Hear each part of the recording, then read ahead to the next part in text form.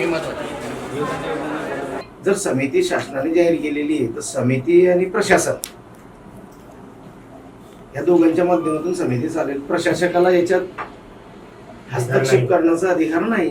नाही समिती स्थापन केली म्हणजे तुमचा आमच्या चर्चेतूनच काय करायचं. मग आम्हाला तेच म्हणायचं आहे की हे जो अतिक्रमण चाललंय आहे, काढल्या जात आहे, सूचना देण्यात येत आहे. ह्या फोकसचा जो विषय आहे तो इथपर्यंत मला माहिती आहे का मिली माहिती जी काही जागा सुचवल्या टाउन प्लॅनिंग डिपार्टमेंटने त्या जागा आपले जे अतिक्रमण विभागाचे लोक आहेत त्यातल्या त्यांनाच काही जागा योग्य वाटतात.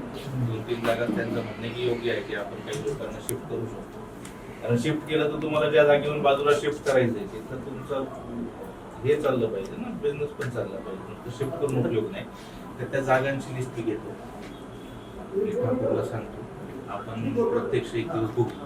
नाही साहेब, त्याच्यात नियोजन असं आहे की ठीक आहे, तुमच्या गोष्टीला आम्ही ॲग्री, विरोध आम्ही करत नाही. कारण की आमची इच्छा आहे, शहर 5-7-8 किलोमीटर पर्यंत वाढलेलं आहे आणि आमची पण इच्छा आहे की एकाच जागी ऑफर्स न होता डिस्ट्रीब्युटर झाले पाहिजे आपले.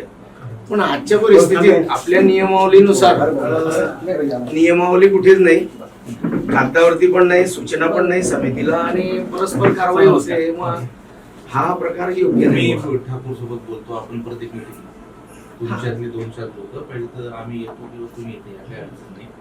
जागांचा जो विषय असेल तो जागा आपण प्रत्यक्ष बघू, तेव्हा कळेल. मी एखादी जागा सुचवायची किंवा तुम्ही एखादी जागा सुचवायची इथं बसून होणार नाही. इथं खरंच जागा आहे का, आजूबाजूच्या लोकांचा विरोध आहे का, ती जागा आपल्याला टाउन प्लॅनिंग मधून त्याची माहिती पण घ्यावी लागेल. अशा भरपूर गोष्टी त्याला आपल्याला वेळ लागेल, 2-3 वेळ जावं लागेल. ते आपण पुढच्या आठवड्यापासून करू पाहिजे.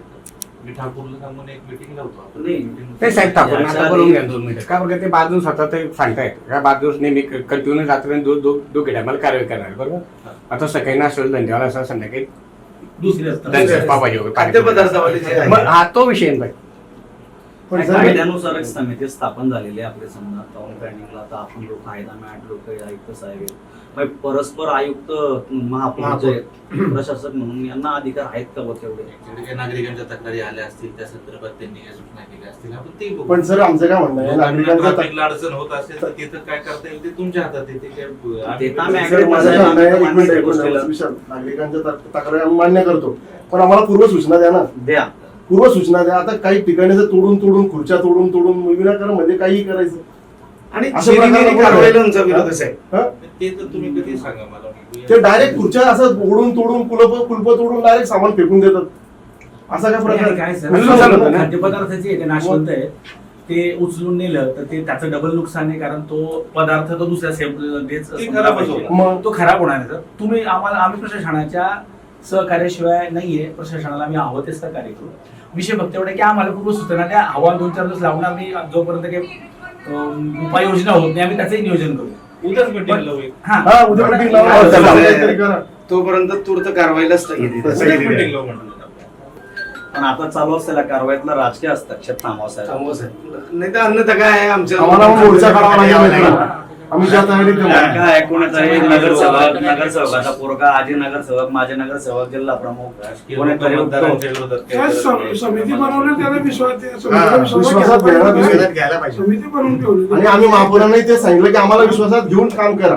आम्ही तुमच्या बाहेरने किंवा आम्ही रस्त्यावरचा ऑफर्स हा नसलाच पाहिजे. आम्हाला पण माहिती रस्त्यावर अडचणी त्या ठिकाणी विरोध आहे आमचा. मुख्य रस्त्यावरती आमची भूमिका तीच आहे. आपली मीटिंग झाली की मी आणि ठाकूर महापौर मॅडमशी बोलतो की काय मीटिंग ठरलंय, त्यांना आम्ही तर सांगतो. सांगण्याचं तात्पर्य असं आहे की नगरपथ विक्रेता समितीची घोषणा होऊन पहिली बैठक पण झाली मागच्या महिन्यात 13 तारखेला.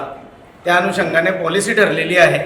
नगरपथ विक्रेता समितीची जी पॉलिसी आहे तिचा सर्वस्व हॉकरच्या संदर्भातला अधिकार हा नगरपथ विक्रेता समितीला आहे. याच्यात प्रशासक आणि प्रशासनाच्या माध्यमातून सध्या आमच्या हॉकर्स बांधवांवरती गंडांतर येत आहेत. कोणतीही पूर्व सूचना न देता कारवाई करण्यात येत आहेत आणि आमच्या हॉकर्सवरती उपासमारीची वेळ देण्यात येत आहे. या संदर्भात आज आम्ही माननीय उपायुक्त साहेब गोसावी साहेब यांची भेट घेतली आणि आमच्या समस्या त्यांना सांगितल्या की कायद्यात जे प्रॉव्हिजन आहे त्यानुसार तुम्ही सगळं सर्वे करा, हॉकर्सला जागा द्या आणि कायद्याच्या माध्यमातूनच तुम्ही कारवाई करा. त्या संदर्भात कोणतीही पूर्वसूचना न देता आमच्या हॉकर्स बांधवांवरती कारवाई सुरू आहे. हे कुठेतरी थांबलं पाहिजे आणि लवकरात लवकर एक मीटिंग लावून आम्हाला तो न्याय द्या. अन्यथा आम्ही या संदर्भात तीव्र स्वरूपाचं आंदोलन करू आणि याची होणारा जो काही नुकसान असेल किंवा काही ती प्रशासनावरती आणि प्रशासकावरती जबाबदारी राहील. या संदर्भात आम्ही एवढंच बोलू.